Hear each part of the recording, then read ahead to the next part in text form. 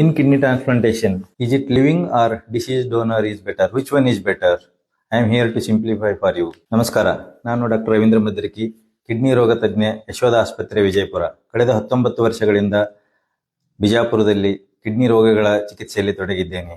19 ವರ್ಷಗಳಲ್ಲಿ almost 300ಗಳಷ್ಟು kidney transplant ಅನ್ನು ಮಾಡಿಸಿದ್ದೇನೆ ಮತ್ತು ಕಳೆದ 2 ವರ್ಷಗಳಿಂದ ನಾವು ಬಿಜಾಪುರದ ಯಶೋಧ ಆಸ್ಪತ್ರೆಯಲ್ಲಿಯೇ 16 ಸಕ್ಸಸ್ಫುಲ್ ಕಿಡ್ನಿ ಟ್ರಾನ್ಸ್ಪ್ಲಾಂಟ್ ಮಾಡಿದ್ದೇವೆ. ಕಿಡ್ನಿ ಟ್ರಾನ್ಸ್ಪ್ಲಾಂಟ್ ಬಂದಾಗ 2 ಪ್ರಶ್ನೆಗಳು ಬರುವುದು ಕಾಮನ್ ಆಗಿ. ಕಿಡ್ನಿ ಡೋನರ್ ಯಾರು ಕೊಡಬೇಕು ಅಂತ.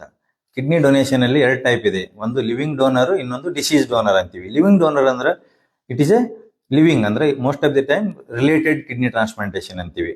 ಅಂದ್ರೆ ಯಾರಾದ್ರೂ 18ರಿಂದ 65 ವರ್ಷ, ಕೆಲವೊಮ್ಮೆ ಬಾರ್ಡರ್ ಲೈನ್ ಡೋನರ್ ಲಿವಿಂಗ್ ಅಂದ್ರೆ ಅಪ್ ಟು 75 ವರ್ಷಗಳನ್ನು ಕೊಡಬಹುದು. ಬಟ್ ಲಿವಿಂಗ್ ಡೋನರ್ ಅಲ್ಲಿ ಏನಾಗುತ್ತಪ್ಪ ಅಂದ್ರೆ ದಿಸ್ ಇಸ್ ಮೋರ್ ಅಡ್ವಾಂಟೇಜಸ್. ಬೇಕಂದ್ರೆ ನಾವು ಪ್ಲಾನ್ ಮಾಡಿ ಸರ್ಜರಿ ಮಾಡ್ತೀವಿ. ಇದರಲ್ಲಿ ಪ್ಲಾನ್ ಅಂತಂದ್ರೆ ಡೋನರ್ನು ಸಹಿತ ಎಲ್ಲಾನು ಡಿಟೇಲ್ ಆಗಿ ಚೆಕ್ಅಪ್ ಮಾಡಿ, ಪೇಷಂಟ್ ಚೆಕ್ಅಪ್ ಮಾಡಿಕೊಂಡು surgery will be planned and results are much better.